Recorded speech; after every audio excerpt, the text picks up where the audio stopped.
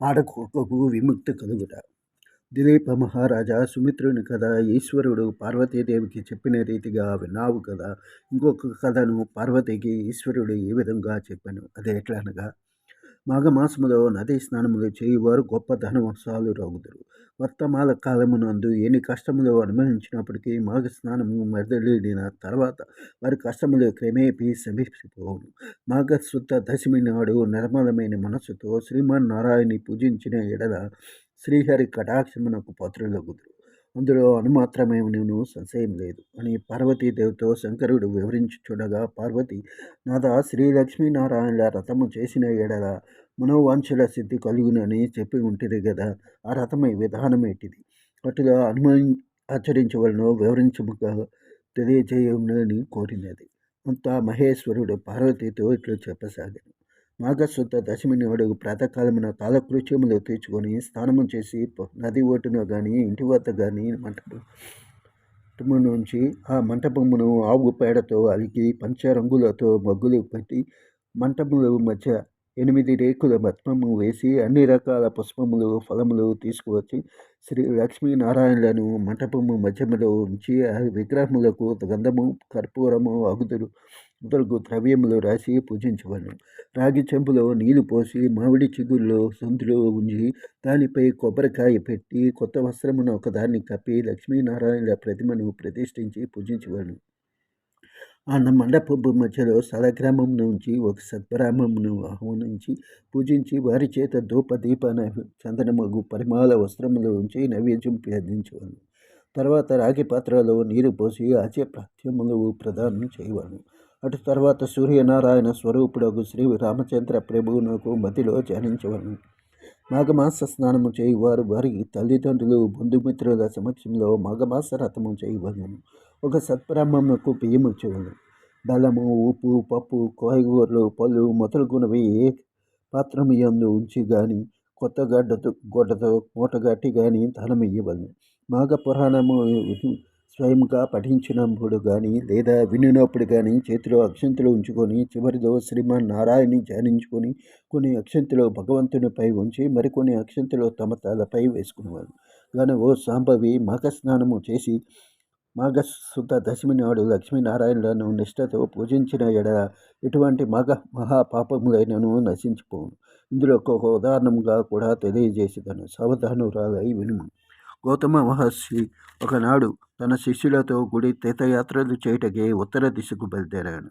వారు అనేక పుణ్యనదులలో స్నానము చేయుచు ప్రసిద్ధ క్షేత్రములను దర్శించుచు మార్గమధ్యమునందు మునిపొంగవులతో అష్టాగోష్ఠులు జరుపుకొనుచు అప్పటికి మాఘమాసము ప్రవేశించడం వలన కృష్ణానదిలో స్నానము చేయవలనని ఆ ప్రాంతమునకు వచ్చి విడిది చేసిరి. గౌతముడు తన శిష్యులతో కూడి కృష్ణానదిలో సూర్యోదయ సమయమున స్నానము చేసి తీరమున ఒక రావి చెట్టు వద్దకు వచ్చి శ్లోకం మూలతో బ్రహ్మరూపాయ, మధ్యతో విష్ణు రూపేణ, అగ్రతో శివరూపాయ వృక్షరాజేతే నమః అని రావి చెట్టుకు నమస్కరించి ఆ చెట్టు మొదట నాశీనుడై శ్రీహరిని విధియుక్తముగా పూజించెను. తర్వాత శిష్యులందరికీ మాఘమాస ప్రభావమును వినిపించేది. ఈ విధంగా ప్రతి దినము ఆచరించుచుండగా మాఘశుద్ధ దశమి నాడు ఆ చెట్టు మొదట మంటపం ఏర్పరిచి ముగ్గులు, బొట్లు పెట్టి మామిడాకుల తోరణములు కట్టి అలంకరించారు. ఆ మంటపము మధ్యలో శ్రీహరి చిత్రపటము నుంచి పూజించినారు. ఆ విధంగా పూజించుచున్న సమయంలో ఒక ఆడవు వచ్చి భగవంతునికి చేయుచున్న పూజా విధానమంతయు రహస్యవాల్కుండా దీక్షతో చూచుచు ఆ రావి చెట్టునకు ఎదురుగా కూర్చొని ఉన్నాను.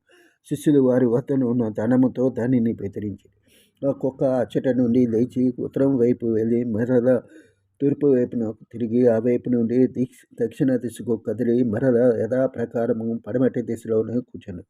శిష్యులు మరల ప్రతిరించముగా నందు చేసినట్ల రెండోసారి కూడా మండపం చుట్టూ తిరిగి వచ్చారు. శిష్యులు మూడోసారి కూడా దండములతో బెదరగొట్టగా మరలా రావి చెట్టు చుట్టూ తిరిగి వచ్చారు. అప్పటికి 3 సార్లు ఆ మండపం చుట్టూ ప్రదక్షిణము చేసినందున మాఘమాసము అయిన ఉందను అది వెంటనే తన కుక్క రూపమును వదిలి ఒక రాజుగా మారిపోయింది. ఆ రాజు సకల ఆభరణములు ధరించిన వాడై మునులను ఎదుట నిలబడి మునులందరికీ నమస్కరించను. అక్కడ ఉన్న అరకొక్క రాజుగా మారిపోవట చూచి మునులు గౌతమ కూడా అమితాశ్చర్యం నొందిరి. ఓ నీవెవరు? నీవిట్లు మారుటకు కారణమేమి అని గౌతముడు ప్రశ్నించను. మునిచంద్రమా, నేను కళింగ రాజును. మాది చంద్ర వంశము. నా పేరు జయచంద్రుడు. నాకు అన్ని విద్యల యందు ప్రావీణ్యత కలదు. నా దేశ ప్రజలను ధర్మ మార్గమున పరిపాలన చేయుచూ ఉన్నాను. దాన ధర్మములనిన నాకు అమిత ప్రేమ. నేను అనేక దానములు చేసి ఉంటిని. గో భూ హిరణ్య సాలగ్రామ దానాలు కూడా చేసి ఉన్నాను. ఎక్కువగా అన్నదానము తెల్లదానము చేసి ఉన్నాను. అనేక ప్రాంతాలలో చెరువులు తవ్వించాను, నూతులు తవ్వించారు. బాటసారులకు నీడనిచ్చు నిమిత్తము చెట్లను నాటాను, ధర్మశాలలను కట్టించాను. పశువులు త్రాగుటకు నీటి గుంటలు తవ్వించాను. నిత్యం బీద ప్రజల నిమిత్తం అన్నదానమును మర్చి నీళ్లు, చలివేంద్రములు, మరెన్నో పుణ్యకార్యాలు చేసి ఉన్నాను. అనేక దేవాలయాలను నిర్మించి దైవ విగ్రహాలను ప్రతిష్ఠించాను.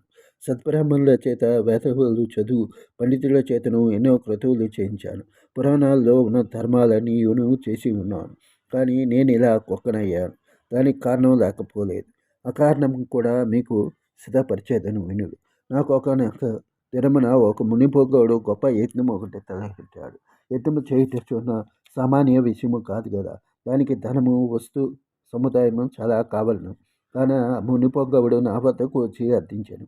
మునిషోత్తముడు వచ్చిన వెంటనే ఎదురేగి కాళ్ళు కడిగి ఆ నీళ్లు నా శిరస్సుపై చల్లుకొని కుశల ప్రశ్నలు అడిగితిని.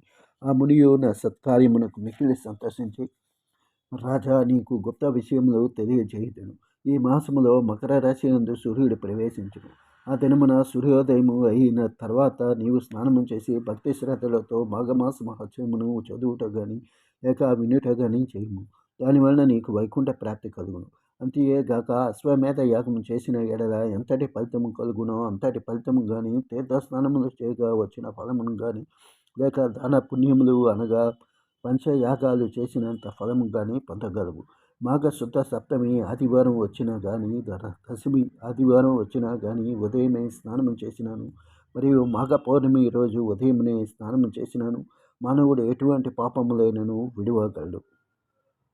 ఒకవేళ ఈ ఇతర చోతుల వారైనను మాఘమాసమంతా నిష్ఠతో నదీ స్నానం ఆచరించి దాన ధర్మములు ఆచరించి మాఘ పురాణములు ఆచరించును లేక వినినను మరుజన్మలో బ్రాహ్మణులై జన్మింతురు అని ఆ మునివర్యుడు నాతో చెప్పగా, నేను అతనిని అవమానించినట్లా మాట్లాడి ఇట్లాంటిని, అయ్యా మునిషోత్తమ, మీరు పలికిన విషయములు నాకు తెలియను.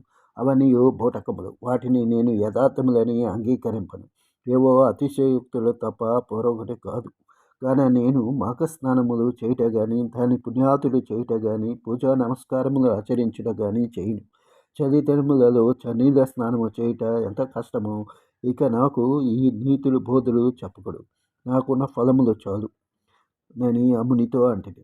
నా మాటలకు మునికి కోపం వచ్చిన ముఖం చిట్లించుకొని, సరే, నేను చెప్పవలసినది చెప్పి తిని, అది నా ధర్మం అని అద్మునకు కావలసిన ధర్మం తీసుకోకుండానే వెడలిపోయినాడు. అంతటా నేను ఆ ముని చేతులు పట్టి బతిమాలక అడ్డులకే అంగీకరించి ధనమును తీసుకుని పోయి, ఆ విధముగా నేను కొంతకాలం రాజ్యమేది ప్రాణములు విడిచింది. తర్వాత నాకు వరుసగా 7 జన్మలు కుక్క జన్మయే వచ్చినది. నా పాప ఫలమేమో కానీ కుక్కగా 7 జన్మలు బాధపడితే. ఇప్పుడు మీరు చేయు పూజాస్థలము చుట్టూ 3 పర్యాయములు ప్రదక్షిణ చేసి తినిగాను నా పూర్వజన్మ నాకు కలిగినది. దైవయోగమును ఎవరునూ తప్పించలేరు కదా. ఇటులా కుక్క జన్మలో నుండగా మరలా నాకు పూర్వజన్మ ఏటులా సంక్రమించినదో వివరింప వేడుతాను అని రాజు పలికెను. ఆ రాజు చెప్పిన వృత్తాంతమునకు ఆ ముని ఆశ్చర్యపడి, మాఘమాసమునను నీవు చులకనగా చూచుట వలన ఎంతటి విపత్తు వాటిలోనో అనుభవమే చెప్పుచున్నది. నీ వద్దకు వచ్చిన మునిషోత్తముడు ఉత్తముడు. అతను పలికిన విషయములనియు యథార్థములే. నీకు కుక్కయ్య ఇటుగా పవిత్రుడైతేవో ఆ వృత్తాంతమును వివరించదను, సావధానుడై ఆలకింపము. నేను నా శిష్యులతో కృష్ణవేణి తీరమునందు ఈ మాఘమాసమంతయు కృష్ణానదిలో స్నానము జపములు తిరిగి మరొక పుణ్యనదికి పోవుచునని వచ్చి ఉంటిని. మేమందరమును ఈ వృక్షరాజము కింద విష్ణు విగ్రహమును పెట్టి పూజించుకొనుచున్నాము.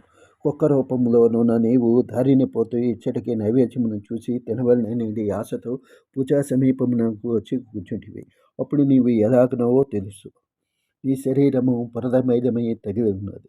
చూచుటకు చాలా అసహ్యంగానున్నావు. పరిశుద్ధమై భగవంతుని పూజ చేయుచున్న సమయంలో అచట నీవు జంతువు కానీ పక్షి కానీ వచ్చి ఉన్న దానిని తరిమివేయుట సహజమే కదా. నీవు అసహ్యంగా ఉన్నందున నా శిష్యులు నిన్ను తండోపతంగా దండములతో తరిమిరి. నైవేద్యములు తినవలనడి ఆశతో ఈ మంటపం చుట్టూ తిరిగి యథాస్థానమునకు వచ్చి కూర్చుండివి. మరలా శిష్యులు నిన్ను కొట్టుబోవుటచే పారిపోయి తిరిగి వచ్చి నేను ఇట్లు 3 పర్యాయములు తిరుగుటచే భగవంతుడి నీ రూపము మార్చి నిజరూపమును ప్రసాదించినాడు. అనగా భగవంతుని మంటపం చుట్టూ తిరుగుట వలన మాఘమాస ఫలము కలిగి పునర్జన్మము వచ్చినదన్నమాట. ఇక మాఘమాసమంతయు నదిలో స్నానము చేసి భగవంతుని ధ్యానించి పురాణ పఠనం చేసినచో ఎంతటి ఫలితము వచ్చునో సహించుకును అని గౌతమ ఋషి చెప్పగా రాజు వినిచుండగా అంతలోని ఆ రావి చెట్టుకున్న ఒక త్వర నుండి ఒక మండూకము బయటకు వచ్చి గౌతమ ఋషి పాదములపై పడి బెకబెకమని అరిచి అటు ఇటు గెంతుచుండు. అట్లు గెంతుతో మంటపమాదమునకు వచ్చి చూచుండగానే కొంచెంలో హఠాత్తుగా కప్పరూపమును వదిలి మునివనితగా మారిపోయింది. ఆమె నవ యవ్వనవతి, అతి సుందరాంగి. గౌతమ ఋషిని చూడగానే ఆమెకు జ్ఞానోదయమై తన యొక్క పూర్వజన్మ వృత్తాంతమంతయు జ్ఞాప్తికి వచ్చినది. అంతా గౌతమ ముని